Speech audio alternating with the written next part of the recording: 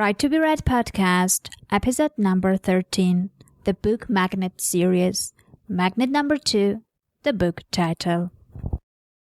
You are listening to the Right to be Read podcast, and this is your host, Ani Alexander.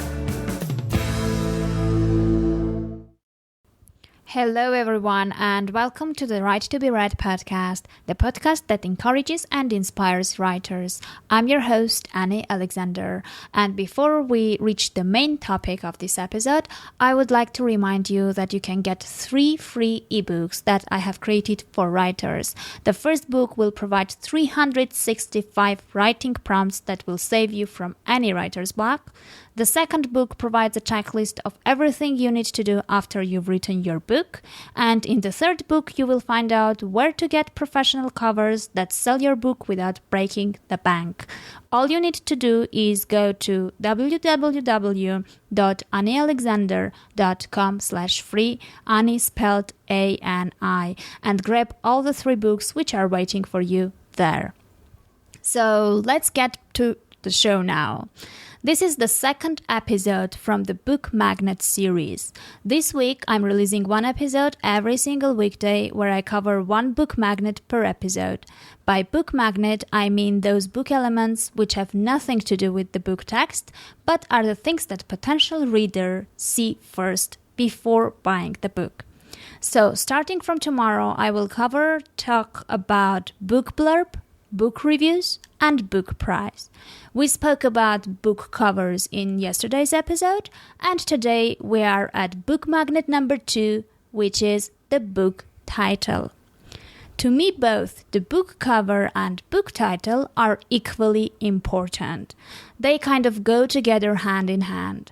The title should intrigue the potential reader to want to know more about the book. The title should lead the reader want to read the book blurb. It is yet the other element which makes the reader stop from moving to other books and making a pause in browsing through books in order to learn more. A good book title is the secret to your book's marketability. By creating a great title that captures and excites potential readers just by looking at it, you will greatly increase your book sales. Just like with covers, here too we have difference between the fiction and non-fiction books. For a non-fiction book title, writing a good title generally means crafting a concrete promise, a clear benefit statement as to what the reader can expect to learn about. With non-fiction, it's better to include specifics in your title. In order to be more descriptive, you may also include a subtitle which will give even a clearer picture about the book. So non-fiction book titles may be long, but please don't overdo it and try to keep them reasonable. I personally am rarely attracted to very long titles. Short and clear titles are the ones I like most, especially with fiction books. So as I said, fiction and non-fiction titles have different approach. Writing a successful, catchy book title for fiction or narrative non-fiction, for example a memoir, also involves reflecting the book's promise, but in this case in a different way. Here, instead of promising what your reader will learn about or what problem will the book solve, you're crafting the promise of a good read.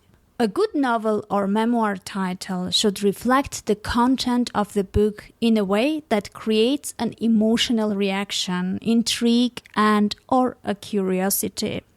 Whatever the emotional reaction is, your book's title should make the potential book buyer think, "Oh, I want to know more." The title should immediately grab attention, and that is quite difficult to achieve with very few words.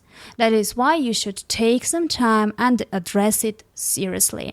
Try to go through the titles you like and understand what exactly did you like in those titles.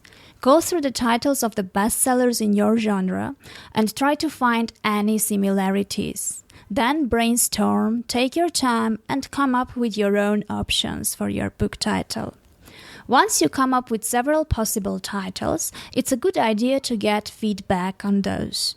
Often, the authors may think that their title is clear and understandable, but to make sure that it is, you should ask someone who hasn't read your book and knows nothing about it to provide feedback.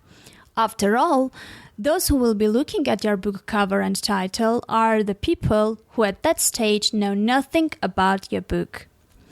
Well, that was all I came up with at this point. I will update you if I come back with any more tips and ideas.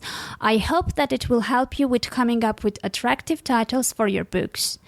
We can discuss your book titles and provide feedback, by the way, in the Right to be Read closed Facebook group at www.facebook.com/groups/right-to-be-read, 2 as a number and B as a letter. Before I say goodbye, I would like to thank everyone who has written a review for the podcast on iTunes. I really appreciate your support, and your nice words make my day. If you have a minute and would like to help this podcast grow but haven't left a review on iTunes yet, please do so. It will help enormously. Well, I hope you're having a productive week. I wish you creativity, great texts, and powerful book titles. Take care, and we'll meet in the next episode, where I will be discussing the book magnet number 3, the book blurb.